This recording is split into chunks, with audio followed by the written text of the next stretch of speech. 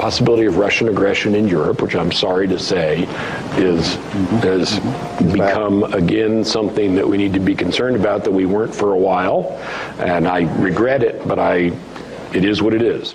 Secretary of Defense Ashton Carter speaking out at the Center for Strategic and International Studies. Carter's statement coming prior to Russian jets flying dangerously close to a U.S. naval destroyer in the Baltic because of that ship's, quote, close proximity to a Russian base. Russia is not the only nation of concern. Turns out the East is filled with loose cannons, including China and North Korea. As we see the rise of the military in these respective nation states, are these growing instabilities too much for America and the world to handle? Joining us from Newsmax Washington, the former chairman of the House Intelligence Committee and the Shillman Senior Fellow for Investigative Project on Terrorism, Pete Hoekstra. Pete, of course, the author of the great book, Architects of Disaster: The Destruction of Libya. Also from Newsmax Washington, retired U.S. Army Colonel Patrick Murray. Patrick served in Iraq, Russia, and at the United Nations. He's the author of an equally great book entitled Government is the Problem. Colonel, first to you, since you spent time in Russia, and we just heard our Secretary of Defense admit the growing concern over Russia. What does this rise, and I call it neo-Soviet adventurism, but whatever you want to call it, what does the rise of Russia and its muscular military mean to the United States? So we have our Secretary of Defense saying, well, it is what it is. Really?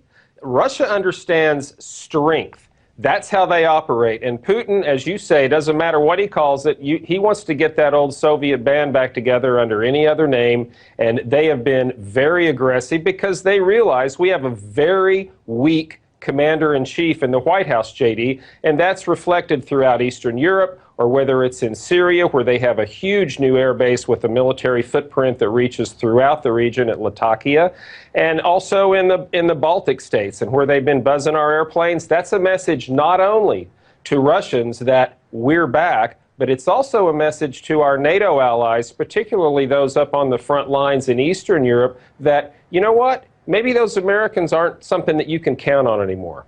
Well, Pete, China's growing aggression in the South China Sea is of major concern as well. And you take a look at China with that huge population in terms of manpower, just with all those people, they're going to have a large military force. And yet so many in Washington talk about trade with China and all the deals that can be done there. Have we turned a blind eye to the military might and the aggression of the Chinese?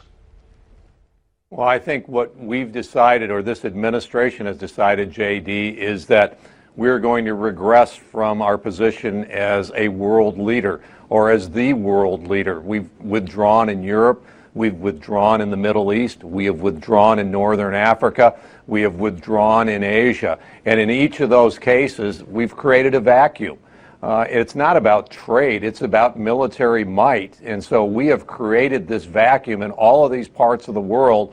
And in each of those parts, someone has moved in to start filling that vacuum. We can deal with this. This is not something that's too big for us to deal with. It's just something that this administration is willing to tolerate. A weak America, a rudderless America, a directionless America, where other people are poised to take advantage of it. It's exactly what Russia and China are doing. And Patrick Murray, China's neighbor, North Korea, continues to test nuclear missiles. They make no secret of it. They talk about reaching the United States. Now, in some press accounts, they said some of the tests have failed, and it almost seems that the meta-communication in the message from the Western press is, oh, look at the North Koreans, how inept they are.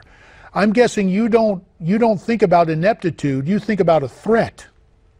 That's exactly right, JD. They have nuclear weapons. They have ballistic missiles. They've launched a satellite, as problematic as it was, but it did go over the United States of America. And not only that, they're well within reach of South Korea, where we have tens of thousands of troops stationed. That's in our national interest too. We need to take this threat very seriously. This is a very unstable country with an unstable leader, and it's not something that you want to mess around with when they have nuclear weapons. Pete Hoekstra, we've talked about it before, but in the Middle East, what is transpiring with Iran, where it seems to be rushing headlong into nuclear weapons, and this administration signed that questionable nuclear deal?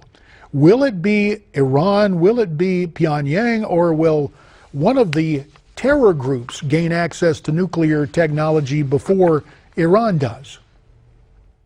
Well, I think, number one, Iran is well on its way to getting a nuclear weapon.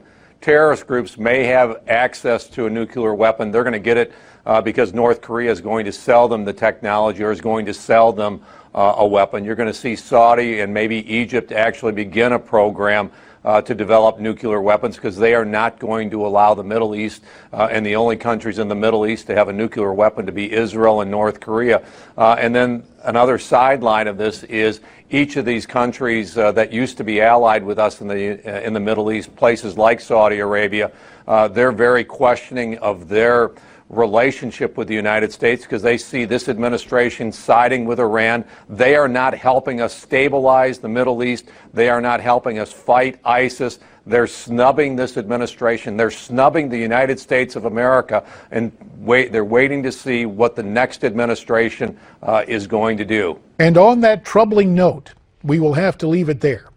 Both of you gentlemen from Newsmax Washington, Pete Hoekstra and Colonel Patrick Murray, we thank you for your time.